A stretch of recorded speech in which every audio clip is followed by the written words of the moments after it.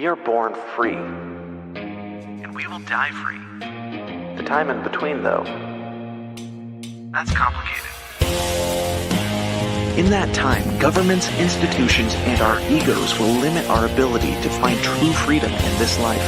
These are real stories of real people overcoming the odds, persevering in justice, and unlocking their potential. Welcome to Finding Freedom. Here's your host, John Odermatt.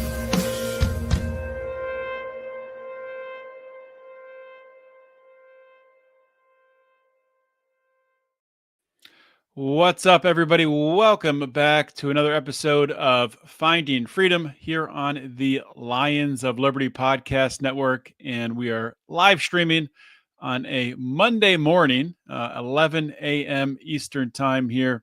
So welcome to all of those watching on Twitter or YouTube or Rumble. Of course, the audio version will be publishing shortly after this.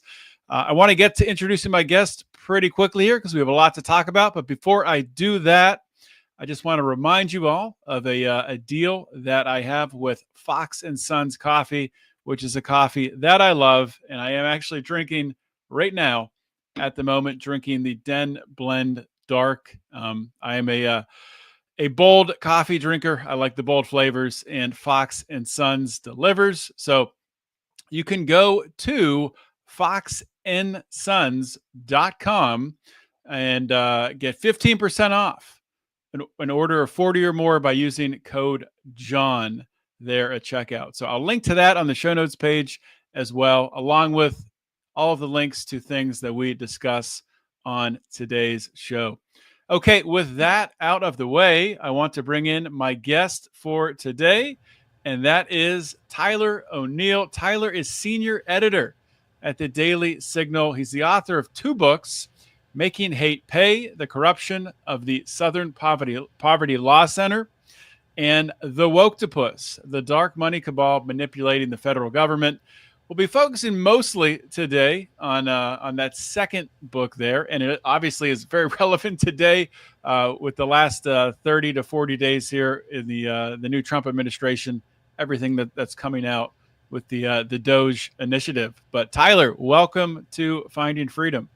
Thanks for having me, John. Yeah, well, great to have you here. And as we were briefly chatting pre-show, there is so much going on right now. So I'm sure we'll get to some current events as well. But before we get into talking about the Woketopus and why you wrote it and really, what drove you to put this book together, if you could just give my audience a little background on you that goes a little bit above and beyond my brief introduction. Yeah, no. So I like to say I was born in the People's Republic of Boulder, but revolted into orthodoxy in early youth. I grew up in the mountains of Colorado, and then I went to Hillsdale College in southern Michigan. And then the D.C. swamp just kind of swallowed me. I've always been fascinated with politics, and so D.C. was the natural place to be. It's been, just fantastic to cover everything that's happening here in the cesspool of it all. It's the city I affectionately refer to as Mordor, and I like to say that I live just outside in Ithilien in Northern Virginia. But it's I've been at the Daily Signal for a little bit over 2 years, coming up on 2.5. Oddly enough, my son was born, I think it was the 2nd or 3rd week when I was on the job, getting this job. So however old my 2-year-old is how long I've been at the Daily Signal. But the Daily Signal is cranking on all cylinders. We have a really stellar team. Our White House correspondent, Elizabeth Mitchell, is also a Hillsdale College graduate. And then Victor Davis Hanson, who used to teach at Hillsdale. Sadly, I don't think he does anymore. I was lucky enough to get classes with him. But he's been making videos and writing articles for us here at the Daily Signal. And those have naturally really struck a chord with our audience. I mean, he has a really great piece that went up earlier this morning talking about all the things we should know about that infamous Trump-Zelensky meeting that happened on Friday. And he really, zooms out and is able to get the bird's eye view and connect to the broader cultural phenomena that is happening. And the way that Trump is shaking up our approach overseas, why it's so important, how it helps deter wars and bring resolutions. But we also have, Tony Kinnett starting our morning audio, our podcast show on the Daily Signal Top News in 10. Then we have really stellar folks like Rob Bluey is going on Meet the Press all the time. He is the president and executive editor. So I just, the Daily Signal is an amazing place to be right now. And to toot my own horn a little bit, I wrote the book, and then last week I testified before the House Doge Subcommittee about the left's dark money network and its ties to USAID. And so the Daily Signal overall, we are on the cutting edge of conservative journalism here in D.C. And if you're not tuned in already, you should be. Yeah, it certainly sounds that way. In the belly of the beast, there in D.C. So definitely needed there, and grateful for the work that you and everyone at the Daily Signal is doing. So let's start to dive into this book a bit. The Woketopus, the dark money cabal manipulating the federal government. Love the name, by the way. I think first off, and we don't want to dive too much into the book because we want people to read it, but I think it's important to get a definition from you on how you would define woke. It's a term that's thrown around a lot. What's your definition of woke? Yeah, so I view woke as a comprehensive worldview made up of 4 different, ideological approaches. Mm-hmm. So you have critical race theory, which is the notion that America is systemically, inherently racist against black people and for white people. And of course, there's all sorts of problems with this view, because what do you do with Asians who tend to outperform the other races? Oh, well, they must be white, right? Well, not really. That's not how this works. And if you look at it, critical race theory is not based in reality. It's based in an idea and a weapon, a Marxist weapon, to divide American society and get us fighting each other. So that's one aspect of it. Another aspect is gender ideology, this very Gnostic notion that you can be born in the wrong body, that your brain can be male, but your body is female, and therefore you need to alter your body to look more like the opposite sex. And, I think it's important to say, and as I do in the book, I have tremendous, feeling for those who struggle with gender confusion. But I think the solution to that is not to say, oh, you're really a boy and therefore we need to change you, or, oh, you're really a girl and therefore we need to change your biology, your physical makeup. It's to say, look, where are the ultimate drivers of this confusion? You, like a lot of people who suffer from this, have been abused in the past, have other psychological issues. Let's solve the underlying psychological issues. Let's not create a worldview that forces everyone to accept this, this really crazy idea that, by the way, opens the door for men, unscrupulous men, to take advantage of women in private spaces, on their sports teams, yada, yada. I think most people know. Another aspect is climate alarmism, which is this notion that by burning fossil fuels, we are dooming the world and the planet. And that's not to say, there are some things we don't fully understand about the impact of burning fossil fuels. But what we do know is that all of the climate alarmist claims have proven false over and over and over again. I remember when the Maldives, this island chain in the Indian Ocean, were supposed to sink beneath the waves, and that never happened. I remember when the snows of Kilimanjaro were supposed to stop entirely. We're going to have global warming, and this means we're never going to see snow again. Well, now there is still snow on Kilimanjaro. I think the climate alarmist narrative has been proven wrong over and over and over again, yet the elites still favor it, partially because it's an excuse to send money to their green slush funds and to seize power. And the fundamental, the capstone of woke, my definition, is a preference for technocratic government. And this is the thing that I think got really destroyed during COVID, because we always have the elites constantly telling us, oh, how dare you question the bureaucracy? How dare you, disagree with the NIH? How dare you question whether or not the world is ending because of climate change? Our experts know, and the hoi polloi, you have no reason to doubt, like move along with your day. And COVID showed us, as if we didn't already know this, but I think COVID really pulled the wool off our eyes, saying, no, the elites have been abusing their power. And what we need is, and I describe myself as an unlikely populist. I tend to want to trust institutions, but the institutions have become so corrupted that they need a purging. They need to be made accountable to the people again. And because in COVID, and this is something many of us want to forget, because COVID was a tough time for all of us. But I think we need to not forget that the bureaucratic class told us, yes, we lied to you, but it was a noble lie. And they did this over and over again. And then they pressured social media companies to silence dissenting views. And one of the things that always stood out to me was when they went to Facebook and said, and Facebook told the White House this, they had this really shocking email where they said, we suppressed often true content. And they were saying that as responding to the White House's pressure. You want us to go further, but we've already been suppressing often true content. And so this preference for technocratic government is the thing the glue that binds these ideologies together. Yeah, they almost have to have that. The censorship in order for their ideology to work. I don't know if work is the right term. Yes. But it's interesting. I mean, just recently here with, Zuckerberg, having an about face.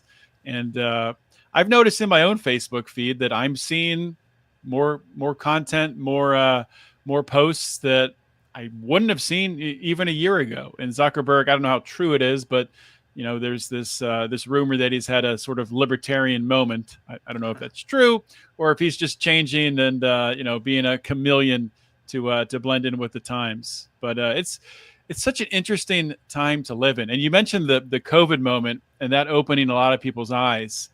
I think there's been a couple more recently, of course, with Doge and what's come out. With the USAID, but even more recently, as you just discussed, talking about the Daily Signal's coverage, the Zelensky meeting. I think that opened the eyes of a lot of people. Like, oh my God, this is the guy that we've been shoveling billions of dollars to for the past 2 years, and he comes into the Oval Office and tries to push his way around. But maybe we can talk about that towards the end of the show today. But I want to dig more into this book and dig more into what you mean by dark money, because dark money is a term that you often hear the left accuse the right of, that, they're funding their campaigns. These are, right-wing dark money campaigns. It's not grassroots. But as you uncover in the book, really, dark money is more prevalent on the left than on the right. Yes. And I mean, we don't have all of the latest numbers, but in the last major presidential election cycles, dark money on the left has far outnumbered dark money on the right. And we also, I need to explain, because some people, I had a conversation with, what's his name?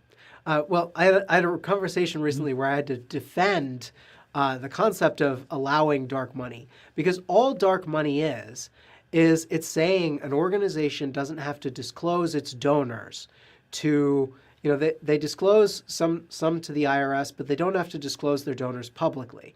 And people like Sheldon Whitehouse on the left, they are like, oh, this is dark money, this is nefarious. I'm like, it isn't necessarily nefarious.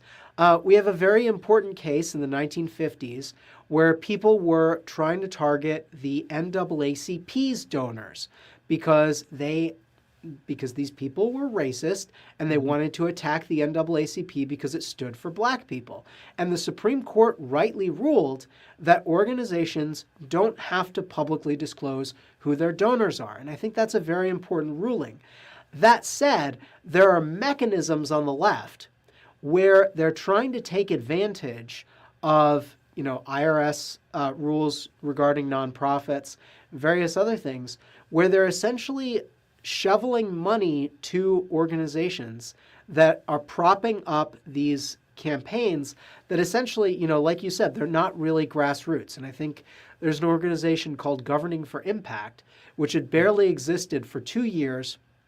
It wasn't even available on Google. You couldn't find the website on Google, but it was holding these high-level meetings with really influential people in the Biden administration, heads of organizations like OIRA, which most Americans have never heard of, but it's one of these things that oversees all of the federal agencies across the government. There are 438 of them, by the way. One of the main reasons why I wrote the book is because we have this massive administrative state that needs to be pared back.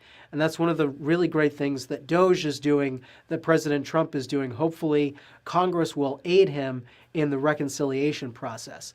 But, this influence, so these organizations are propped up by these big donors. And so the donors give money to an organization.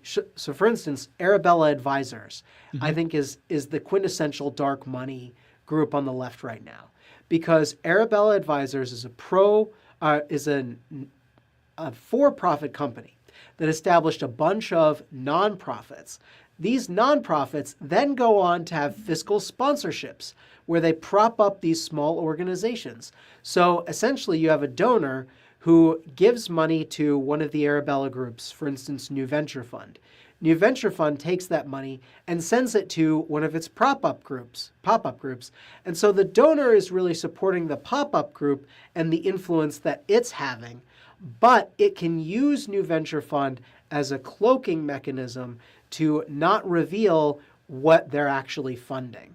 And one of the really crazy things about the left's dark money network to me is that there are these unions, some of them representing public sector workers in the federal government, who are funding money, sending money to these nonprofits that are cloaking where the money is going. And so if you're a teacher who works at the American Federation of Teachers or at the National Education Association, you're part of the union, part of those unions, part of your union dues is going to the left's dark money network that is propping up the influence campaign I describe as the Woketopus, which is these leftist nonprofits that staffed and advised the Biden administration, pushing radical policy on many different issues. Big ticket items for me were the weaponization of the federal government against conservatives, pushing gender ideology throughout the federal government, cracking down on oil and gas, and changing labor rules so that more Americans would essentially be forced into joining labor unions. And this is one of the really noxious side items of the Biden administration to me, because a lot of people in our country work as independent contractors. It's a growing field, and as work is becoming more flexible, this is great for both the people who want to hire the flexible workers and the people who either need to take care of family, can't work normal hours, need to find ways to get their work done in a not traditionally 9-to-5 setting. And the Biden administration essentially came in and said, we want this to happen as little as possible. And why did they want it to happen as little as possible? Well, they were following AB 5 in California. And the people who were pushing AB 5, which was this crackdown on independent contractors, Right. The people pushing that openly said, oh yeah, we want AB 5 to make people join unions. There's this hashtag AB 5 for a union that the leader of AB 5, that the person who crafted the legislation shared on Twitter and really laid their cards out. And President Biden over and over bragged about being the most pro-union president. Of course, this is all to support the superstructure of the unions. There are a lot of union workers who are fed up with the abuses we've seen from the federal government and who supported Trump in the last election, and they don't align with their union bosses who are funneling their money to democratic causes, who are funneling their money to woke activist groups. And in many of these cases, I mean, you saw the Janus v. AFSCME Supreme Court case in 2018, which really revealed to me how corrupt the system is, where this guy, Mark Janus, was forced to pay dues to a union. He wasn't even a member. He had to pay agency fees. These agency fees weren't supposed to be political, but they went to support the AFSCME's annual convention, which hosted Hillary Clinton and encouraged all the union members to support Hillary Clinton. And it's like, well, maybe there's something political going on there. And the Supreme Court ultimately ruled that agency fees, that forcing people to pay money to a union that they didn't want to be part of that union, was itself unconstitutional. So what we're seeing is this corrupt union establishment continuing to try to force itself on the American people, and that's a key aspect of the Woketopus. Yeah, I think it's interesting, especially with Doge. The criticism you hear on the left of Doge is the way they're doing it is all wrong. Elon Musk is bringing in his technical wizards, his programmers, in order to map out where these payments are coming from. And they'll say they should be bringing in, auditors and accountants to do this.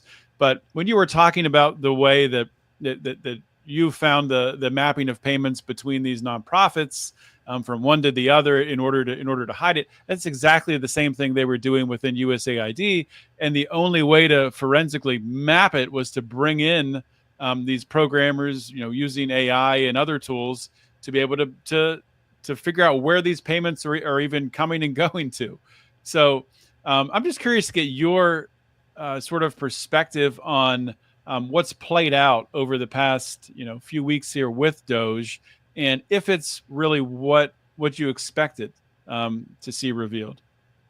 Well, a lot of what Doge has revealed was the kind of thing I expected to see, just because after everything I'd done, all the research I'd done for the book, I saw the way that these woke activists are influencing the federal government. Mm-hmm. And so when you're looking at USAID and seeing all of this, gender ideology spending, all of this promoting, DEI in Serbia's workplaces, all these insane things. And the more I looked at it, the more I saw alignment with the left's dark money network. We saw the Tides Foundation, which is one of the big funders in my book, receiving $20 million from USAID. And then those who are a little bit more careful, I think, like Open Society Foundations, which is George Soros's big money outlet, and his son Alex now runs it. Open Society has funded a lot of the same things that USAID is funding in other countries. And I think they're smart in that they're preventing the overlap from being obvious. And that's one of the things that we have to be on the lookout for is, USAID, like a long time ago, before Open Society became known as Open Society, there were the Soros Foundations. The Soros Foundations network listed USAID as one of its donor partners, this going back to like 2001. Mm-hmm. So there's a long history of collaboration here. Not only that, I saw at least 5 former USAID staff going on to work for Open Society, and one of those staffers had just listed on her LinkedIn that her work at USAID was helping political transitions, and she would fund political transitions in foreign countries. And among the countries listed are Libya, Syria, Afghanistan, all these places where, yes, they're having political transitions. The fact that you are helping fund these political transitions raises a lot of questions in my book. And who knows? Everything could have been above board. I don't know for certain that there was any regime change involvement there. But what I do know is what she posted online. And that is enough to raise serious questions. And the fact that now she works at the Open Society Foundations, I think that's rather revealing. So this big leftist woke superstructure in the left's dark money network has these ties to the very things that we're learning from Doge. I think Doge's efforts are very essential. What they're going in, we've had many times throughout American history efforts to fix the bureaucracy, restrain some of the abuses. Doge has gotten in there before the bureaucracy could really prepare to fight back. And I think that's the key thing that we're seeing through this. Yes, some of it has been a little haphazard. Some of it has been slapdash. I think it needs to be as methodical as it can be. But I was really glad to see them starting with USAID to reveal the corruption and then them going agency by agency by agency. And now you're starting to have the more methodical responses with Trump's executive orders saying, you know, the heads of the agencies are making the decisions in collaboration with a representative of Doge. And I think that's a really great way to do it.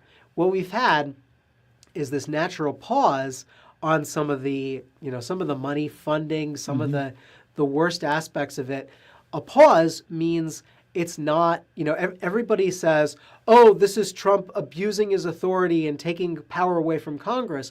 No, the federal government, especially when Congress says, you agency, you spend this money in the way that you think is best for the American people, that agency falls under the president.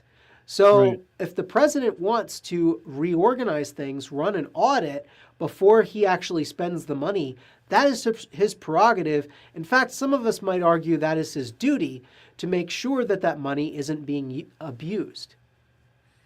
Yeah, and I mean, the one thing you hear from the left is, Elon Musk, who's heading up Doge, well, he's not elected, he's not an elected official. How can he be doing this? When I know for me, voting for Donald Trump, a big reason why was because he had people like Elon Musk in his corner, who, someone like Elon from the business world had the capacity to come in and head up something like Doge. So it's just interesting to see the reaction that we're seeing from the left. I'm really concerned about these billionaire donors who have not been elected by the American people, influencing policy over decades. You might think that I'm talking about Elon Musk, but I'm actually talking about George and Alex Soros. They have far more of an impact, and they're pushing to keep the superstructure in place, whereas Elon Musk is championing creative destruction. So that's a good point there. So kind of brings me to my next question. Sort of a lot has been revealed here in the past few weeks. I think your book, people who've read your book, that reveals a heck of a lot as well too, even more so, I would argue. But with this battle, this battle for the superstructure and the George Soroses of the world, who are trying to control local prosecutor elections and things of that nature, and funding DEI and funding the transgender theory in our schools and academia. Where does this go? Where do you see this ending up? Do you think that the Trump administrations and conservatives are going to be able to weed a lot of this out, to bring a lot more of this out into the open? Yeah, I'm cautiously optimistic about the short-term prospects for change, but I have to be honest with you. I mean, the book is laying out, and I have in each of my chapters, because I wrote the book before the election. I didn't know what was going to happen. And I found myself saying, over and over again, if there's a conservative president, there's a lot that he can do right on this to combat the influence here. But these organizations aren't going to disappear overnight. And so what we've seen, and I mean, this is part of my book that was prophetic. It wasn't exactly hard to predict, but I predicted that these activists who had gone from woke nonprofits into the administrative state, the bureaucracy, would go back to the woke nonprofits if a conservative president took office. And so that is exactly what has happened. And we're seeing many of these, people like Neera Tanden, who used to lead the Center for American Progress, went into the White House, worked with Biden, now is back at the Center for American Progress, which is one of the big Woketopus groups. that fed 60 staff into the Biden administration. This superstructure exists outside the government. So it is able to, if there's another Democratic president or another left-wing president, hopefully the Democratic Party will learn and move away from woke. That's my big hope here, because I don't want to see, this insane ideology battling with sanity in our politics. It'd be far better for America if we had two sane political parties. But all that said, if there's another woke president, that person is just going to do exactly what Biden did and tap as many of these woke activists and these nonprofits to come into the administration and push this ideology through policy. And so we have to be alert to that. We have to call out these influences for what they are. We have to make it unthinkable. Like, Trump's win has been, fantastic for revealing the corruption and pushing back against the woke narrative. But no one should be resting on laurels here. And I'm really glad that Trump is not resting on laurels. I think he learned a ton from his time outside of office, how entrenched everything is. So he came in and really hit the ground running with this second term in ways that are frankly inspiring. But we have to remember there are a lot of forces out there. Like I like to say, it's morning in America, but the left wants to pull that blackout curtain down and plunge us back into Joe Biden's nightmare. And we have to be vigilant to make sure that doesn't happen. Yeah. And, speaking of pulling that curtain down and, some of these dark forces, your book calls out a lot of these nefarious individuals and organizations working on the left. What kind of feedback have you gotten from either of those? I don't know if you've heard anything, people reaching out to you. Is it something that you're, kind of a little bit concerned about? Like, 'cause you're going after some pretty powerful people. Just what are your thoughts on that? Yeah, so I reached out to all of the organizations in the book for comment before the book went to press.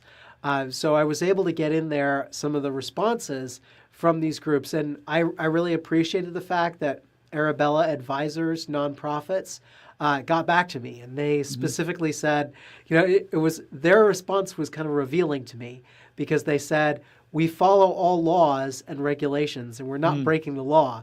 And I was like, well, my book doesn't claim that you specifically broke the law. My book just claims that you are part of propping up this left-wing influence campaign. But one of the big things that happened, it was funny because the book wasn't even out yet, but I had published a bunch of the material from the book, and I had my big chart explaining the influence of the Woketopus, and Biden gave George Soros the Presidential Medal of Freedom. And it couldn't have been more, like, it confirms the basic thesis of my book. And the most hilarious part about it was that he didn't give the medal specifically to George Soros. He gave it in person to Alex Soros, who is George Soros' son, who is now running the Open Society Foundations. And my book was talking about how Alex Soros is the real threat going forward. And so right there in a photo, in front of the White House, in front of the world, you have Biden giving Alex Soros the Presidential Medal of Freedom. And this after, George Soros had funded the rogue prosecutors movement, this soft on crime approach that has led to increasing crime across the country. So, just revealing the influence that the Soroses had in this past administration. But yeah, as of yet, I haven't received. I suspect that they're of two minds, my opponents on this. Part of them might look at the book and say, look, this is our impact. They might send the book to donors saying, oh yeah, we were able to secure these wins, because a lot of the book is talking about how influential these groups are. Yeah. Like, that's something they should be promoting. The other aspect, though, is that they probably don't want me to get more attention. So if the Center for American Progress comes out with a statement condemning my book, then that alerts more people to the fact that it's out there. And they don't want to do that. I don't think they want to draw attention to the fact that I'm exposing this influence campaign. It's on the one hand, they want to tell their donors we're effective. On the other hand, they don't want the American people to see how much impact they're having. Because, and this is something I talk about in the book, we hear all the time how Americans are concerned about dark money influence in Congress. We never hear if Americans are concerned about dark money influence in the administrative state. And I think that's where the influence is a lot bigger, as my book exposes. And, they often go under the radar because you're not forced to vote every 2 years for who represents you at the EPA. Right. But the EPA is still making a lot of the rules that you have to live by. Yeah, they've really found an end around to get you almost have to give them a little credit because, like you said, they are playing by the rules technically. But yeah, they've gamed the system for sure on the left. But thankfully, we have your book as a blueprint for us on the right, conservatives, libertarians, people who believe in freedom, to point that stuff out. So I thank you for that. And Tyler, I want to thank you for being so generous with your time today and staying a little bit over. But before I let you go, could you give us some plugs and let us know where everyone can find your writing, can buy the book, anything else? Thanks, John. Yeah, so you can find the Daily Signal on all platforms. It's dailysignal.com. We're on, I should say, all platforms except TikTok. We have no truck with the Chinese Communist Party. But we're on Facebook, Instagram, X, Truth Social, YouTube. We run the gamut. You can find me on X at Tyler2, the numeral 2 O'Neill. You can find the Woketopus wherever great books are sold. You can find it on Amazon. Right now, it's available on ebook. It's available on hardcover. It's available on paperback. And we will have the audiobook version, which I'm proud to say I recorded 2 months ago. I think it's going to be fantastic. I'm really looking forward to that. But that will be dropping probably in April. That's awesome. I love when people record their own audio on their books. So I'll have to check that out as well. Thanks so much, John. All right, Tyler. Thanks for coming on the show. My pleasure. All right. That is a wrap for my interview with Tyler O'Neill. I want to encourage you all to check out the Woketopus, the dark money cabal manipulating the federal government. In times like these, people like Tyler are so necessary as we look for some help in guiding our way through all of the data out there, through all of the noise. So really want to encourage you to check that out. You can check out my show notes page for today's show to get a link to that. With that being said, that is a wrap for today. Just want to remind you that if you want more content from the Lions of Liberty, you can join us on Patreon or on Locals to get our bonus content. And I do want to tease an announcement that Brian and I have coming in the next few weeks. The Lions of Liberty Network is going to be growing a little bit. So more to come on that. And I'll talk to you all next week. In the meantime, always remember to keep your head up and the fires of liberty burning.